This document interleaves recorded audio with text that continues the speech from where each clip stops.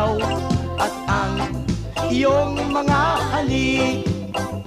At pagsikat ng araw, dadalhin ko ikaw doon sa luntiang bukirin. At magkahawak kamay sa gitna ng mga palay, ang bagong daan ay tahakin. Kung hinog na ang palay sa aking paglalakbay, ako ay muling babalik. Sa unang sinag ng araw, makakapiling ko ikaw at ang iyong mga halik. At di nga magtatagal, kahit anong bagal, iilog ang landas ko